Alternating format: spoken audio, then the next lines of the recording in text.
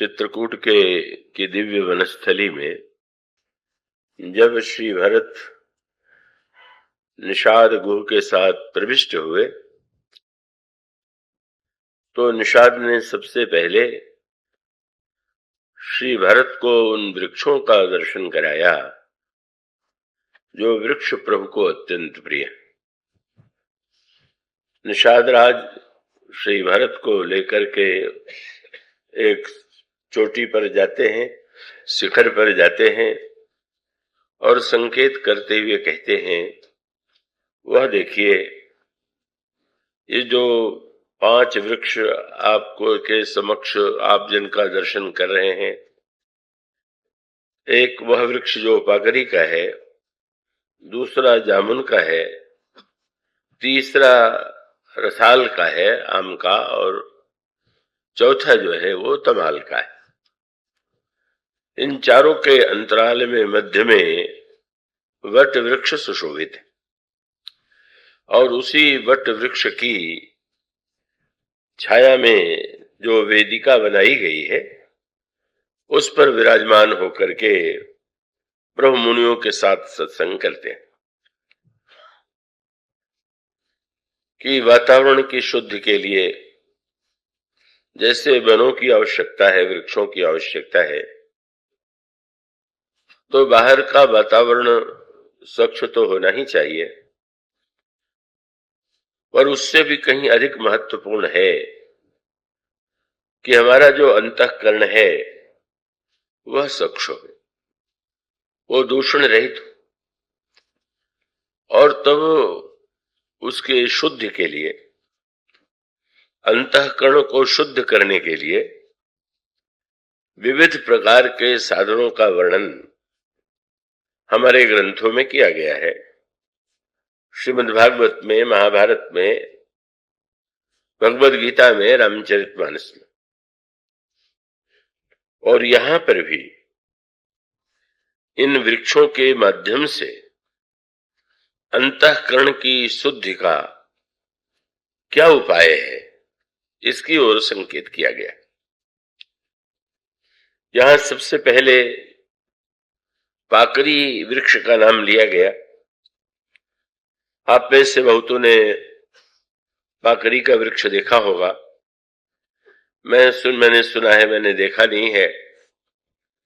इलाहाबाद के ही पास में कोई गांव या स्थान है जिसको पकरी सवार कहते हैं। हमने केवल वहां बहुत पहले जो एक महात्मा निवास करते थे, पागलानंद जी महाराज, उनका बहुत बाल्यावस्था में दर्शन किया है। वे गंगा तट पर भ्रमण करते रहते थे और वो उस क्रम में वह गांव, जिसे मैं अपना गांव कहूं व्यवहार की भाषा में, वो भी गंगा तट पर है, वहां आते थे और कभी एक आध दिन निवास करते थे। और वहां पर भी गंगा के किनारे के पास ही जो पाकरी का वृक्ष होता था उसके नीचे ही वे रहते थे। किसी के घर में या कहीं निवास न करके पाकर के वृक्ष के नीचे निवास करना उनका स्वभाव था। और अन्य भी अनेक जो महात्मा आते थे उस पाकर के वृक्ष के नीचे रहते थे। तो पता चला था कि उनका आश्रम जो है, जहां निवास स्थान है, वो कोई इलाहाबाद के पास पाकरी सवार ऐसा कोई स्थान है। पाकर के वृक्ष की जो विशेषता है उसके फल में नहीं। आम का वृक्ष है, उसका फल बड़ा मधुर होता है। जामुन का वृक्ष है, उसका भी फल सुस्वादु होता है। तो पाकरी के वृक्ष में वैसे कोई फल की विलक्षणता नहीं, किंतु पाकरी वृक्ष की एक विशेषता है उसकी सघनता।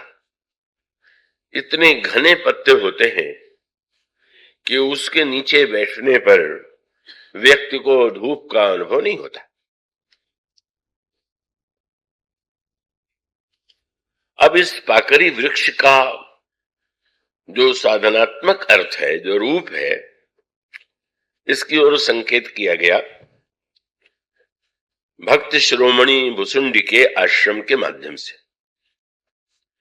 भुसुंडी जी सुमेरु पर्वत पर जहां निवास करते हैं वहां भी पाकरी का वृक्ष है, और उस पाकरी के वृक्ष के नीचे वे जप यज्ञ संपन्न करते हैं। ऐसी प्रवृत्ति आपको मिलेगी। पीपर तरुतर ध्यान सो धरई और जाप यज्ञ पाकरी तरु करई। वहां पर सबसे पहले पीपल का उल्लेख है और यहां निषाद ने सबसे पहले पाकरी के वृक्ष का वर्णन किया। तो पाकरी के वृक्ष के नीचे जप यज्ञ, और जप यज्ञ का तात्पर्य क्या है, अर्थ क्या है और उसका उद्देश्य क्या है, मुझे आशा है कि आप पूरी एकाग्रता से उसे सुनेंगे। और ये जप शब्द जो है वो तो बड़ा प्रचलित है। अधिकांश व्यक्ति जो आस्तिक हैं या श्रद्धालु हैं, जिस मंत्र का माला पर उच्चारण करते हैं उसके लिए जो संज्ञा है, शब्द है, वो है जप। पर यहां जप के साथ साथ एक शब्द और जुड़ा हुआ है और वो शब्द है जप यज्ञ। जप यज्ञ क्या है और उसको इतना महत्व क्यों दिया गया, का उस जप के साथ यज्ञ शब्द रखने का कोई विशेष तात्पर्य है क्या? तो और इसका तात्पर्य यह है कि यज्ञ के संदर्भ में जो साधारण धारणा व्यक्ति के मन में होती है, का जहां पर वो आप पढ़ते हैं कभी यज्ञ होने वाला है, विष्णु यज्ञ होने वाला है, रुद्र यज्ञ होने वाला है, और जहां मंडप बना हुआ है और जहां पर वैदिक विद्वानों के द्वारा मंत्र का उच्चारण किया जा रहा है और यज्ञ कुंड में आहुति दी जा रही है, तो कहते हैं कि यज्ञ हो रहा है। कब यज्ञ का निश्चित रूप से यह एक रूप है, पर यज्ञ शब्द का अर्थ बड़ा व्यापक है और वो यज्ञ शब्द का अर्थ भी जो है वो बदलता जाता है। बदलते जाने का तात्पर्य है कि जैसे जब पहली कक्षा में विद्यार्थी पढ़ने के लिए जाता है तो उसके सामने एक बड़े अक्षरों में लिखा हुआ है क, सामने उसके एक बना हुआ है कबूतर का चित्र और उसे रटाया जाता है क माने कबूतर। ठीक है, तो अब जब पहली कक्षा का विद्यार्थी है तो उसे पूछिए तो यही कहेगा कि क माने कबूतर है। किसी आगम शास्त्रविद से पूछिएगा तो क को काम बीज के रूप में अथवा कृष्ण बीज के रूप में उसका प्रतिपादन किया गया, और वेदांत की दृष्टि में क का अर्थ ब्रह्म है, और वो सभी अर्थ अपनी कक्षा के संदर्भ से सही है। तो जो यज्ञ शब्द है उसका अर्थ भी बदलता जाता है और उन सारे यज्ञों में सर्वश्रेष्ठ यज्ञ जप यज्ञ है। भगवान श्री कृष्ण ने इस यज्ञ तत्व का, यज्ञ के स्वरूप का बड़ा ही मधुर, बड़ा सांकेतिक और तात्विक वर्णन श्रीमद् भगवद गीता में किया। तो यज्ञ शब्द का जो पहला अर्थ उन्होंने बताया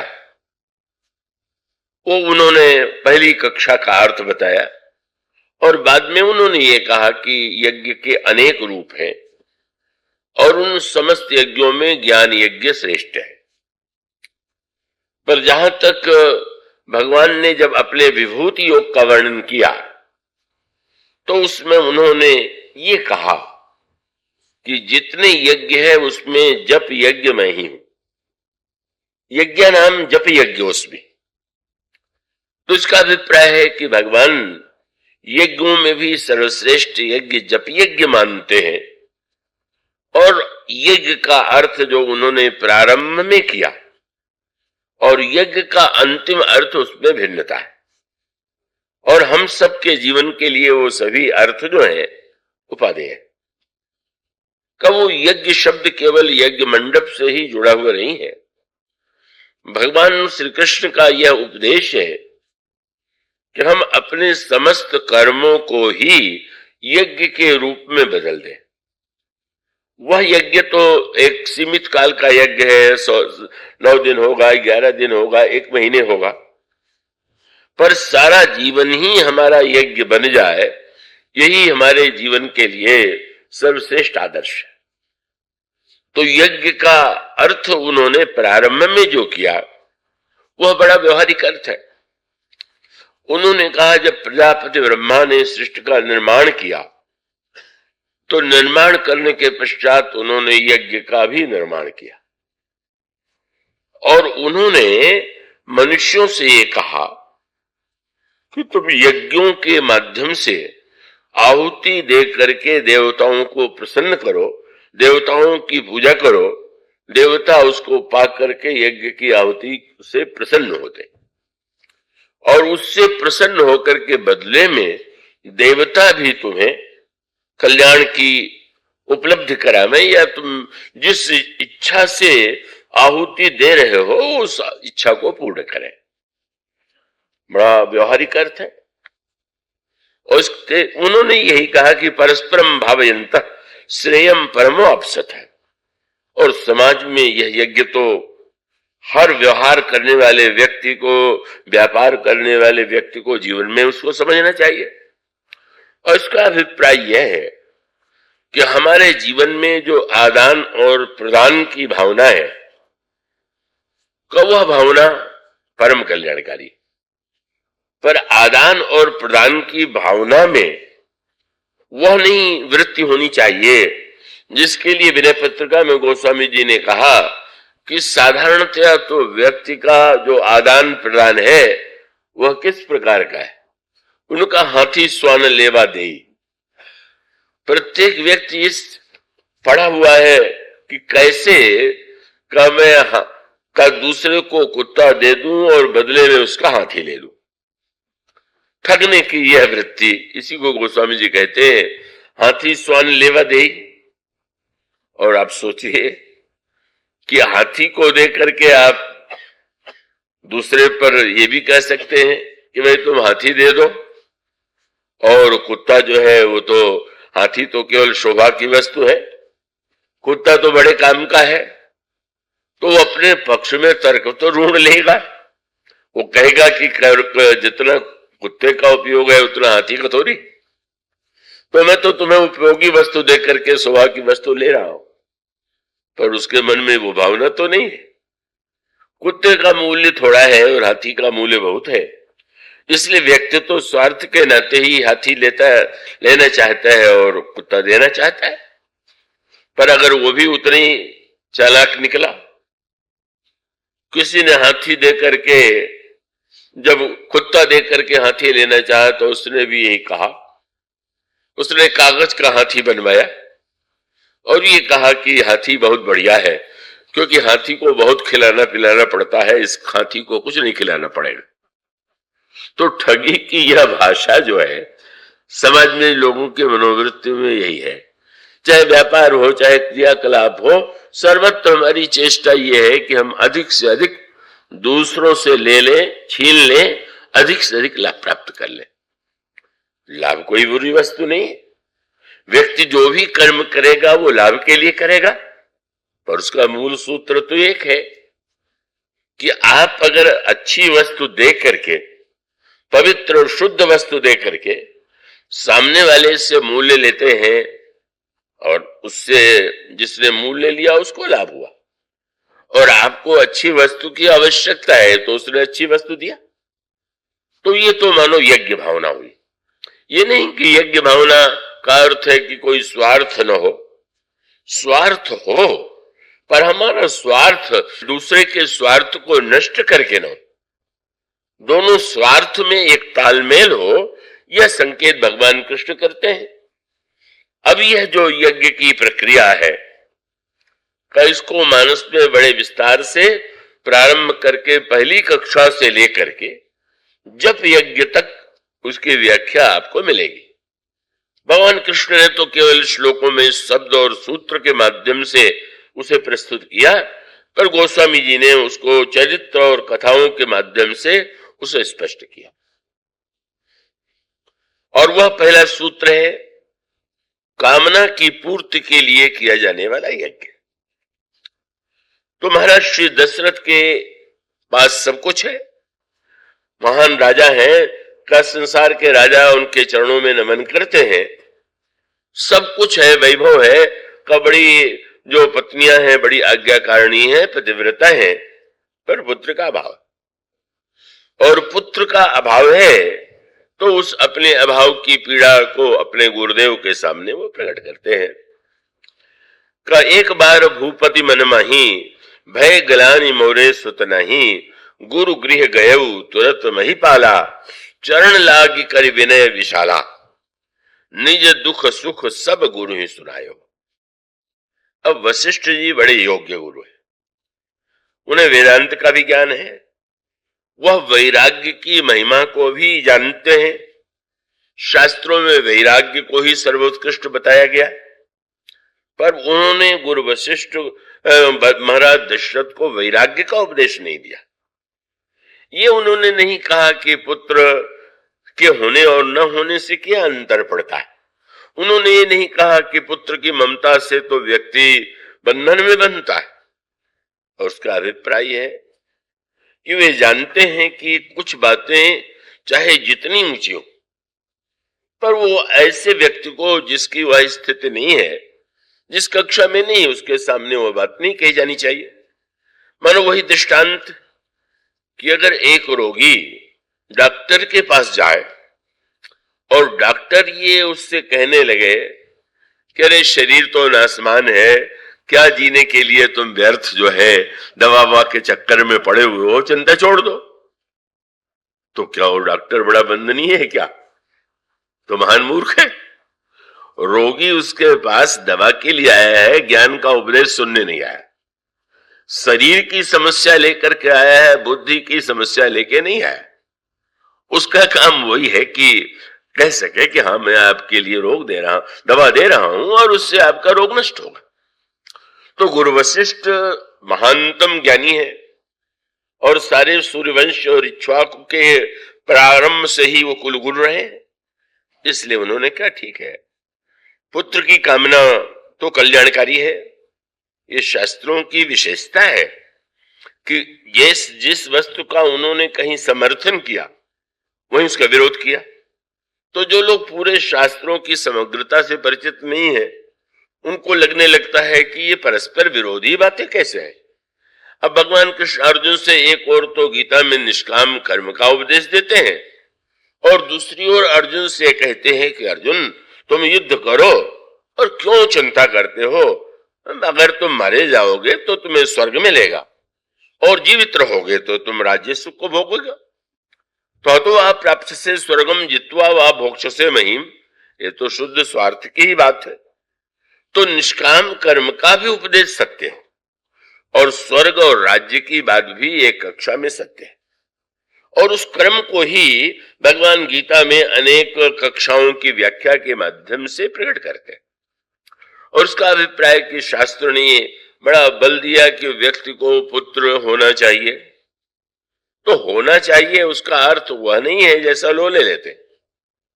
उन्होंने यह व्याख्या किया कि पुत्र शब्द का अर्थ है पुन नाम के एक नरक है जिसका नाम पुन है, उससे जो रक्षा करे तर्पण करके श्राद्ध करके वह मानो पुत्र है। तो अब इसका अर्थ ये हुआ कि पुत्र की कामना तो व्यक्ति में स्वाभाविक है। उसका अर्थ ये है कि व्यक्ति ये जानता है कि वो तो सदा नहीं रहेगा, लेकिन वो पुत्र के रूप में कल्पना करता है कि मेरा ही एक प्रतिरूप जो है वो रहे। मानो अमरता की जो इच्छा है उसी का ये प्रतिरूप है। तो शास्त्र ने उसको इस अर्थ में महत्व दिया। बड़ी व्यग्रता होती है पुत्र के, पर उसका अर्थ ये नहीं है कि पुत्र नहीं है तो व्यक्ति पुण्य नाम के नरक में जाएगा। अरे भाई ऐसा भी तो हो सकता है कि पुत्र हो जाए तो वो तो मरने के बाद पुण्य नाम के नरक से रक्षा करे और जीवन को ही नरक बना दे। ऐसा भी तो पुत्र हो सकता है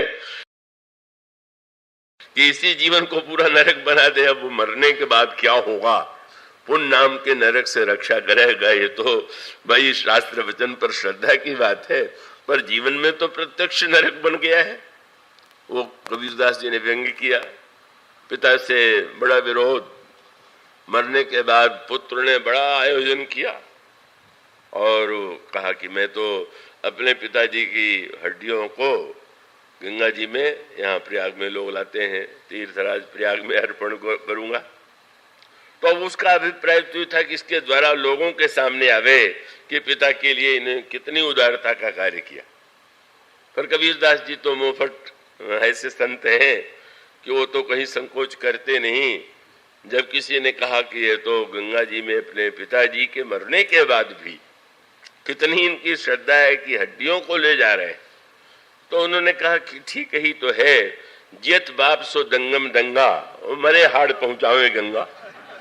जीवन भर झगड़ा करते रहे, अब हड्डी को गंगा जी में ले जा रहे हैं।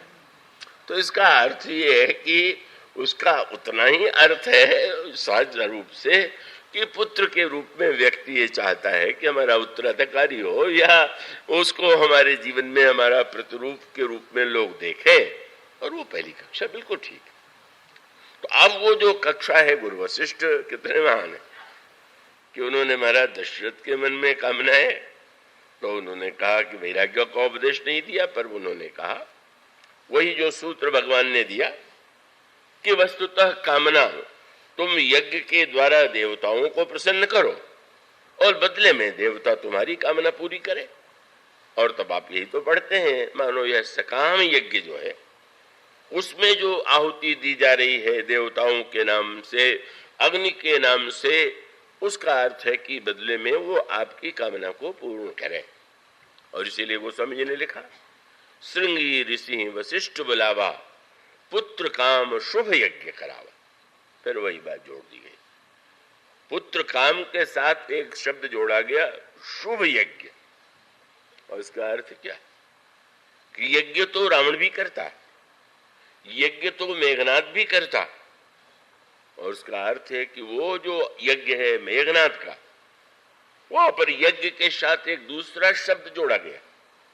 विभीषण जी ने जब सुना कि मेघनाद हारते हुए बार बार जब हार रहा है, तो वो निकुंभिला में यज्ञ करके अमरता का वरदान पाना चाहता है, तो उसने आकर के भगवान राम को सूचना दिया, महाराज मेघनाद यज्ञ कर रहा है।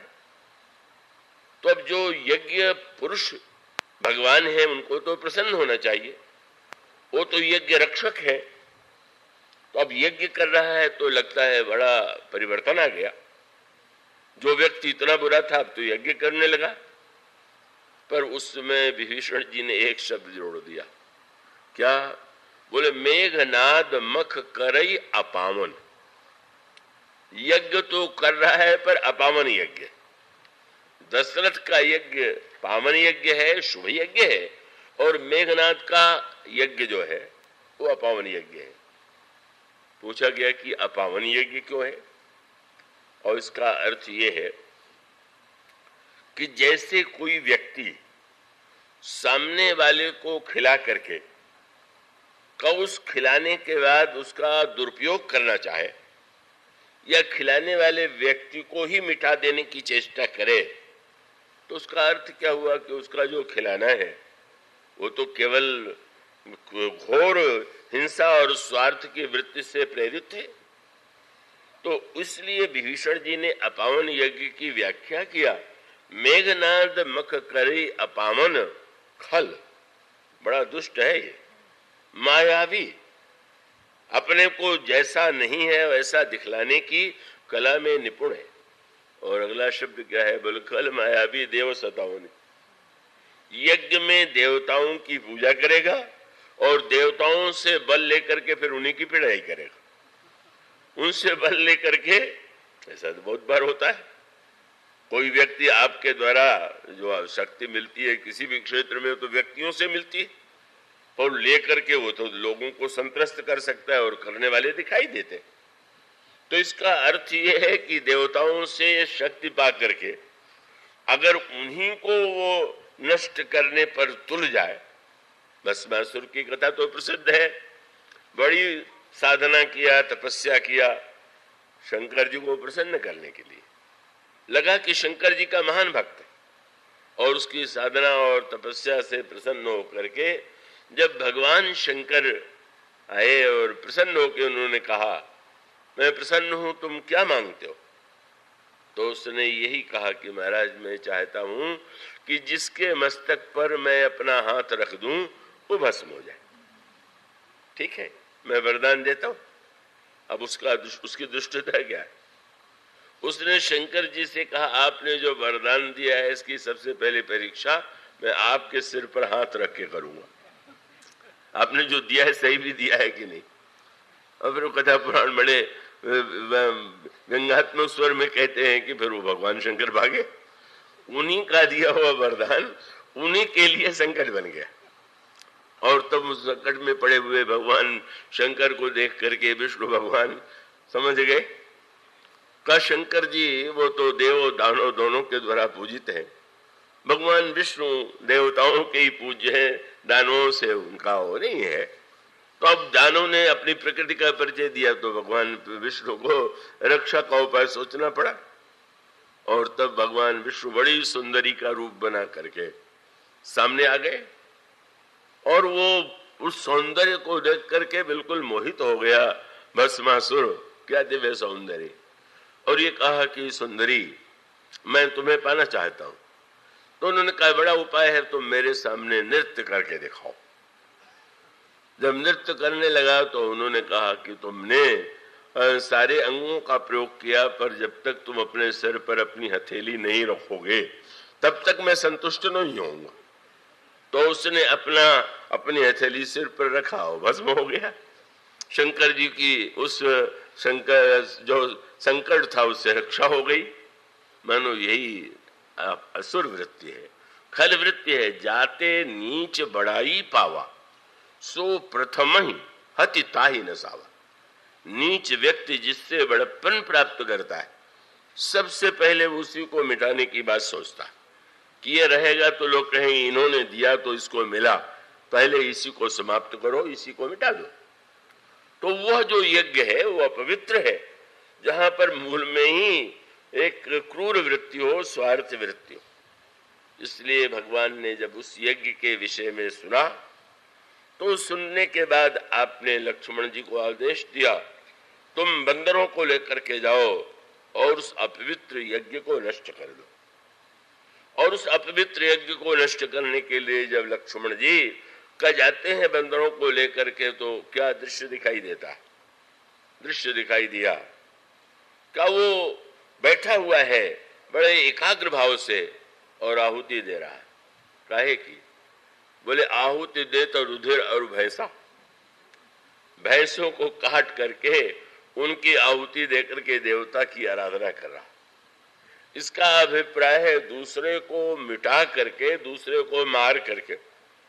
यह जो बलिदान का अर्थ है, ये तो बलिदान शब्द का अपमान है, अनादर है। का बलिदान का अर्थ तो नहीं है कि व्यक्ति जो है किसी भी पशु को मार दे और कहे मैंने बलिदान दिया।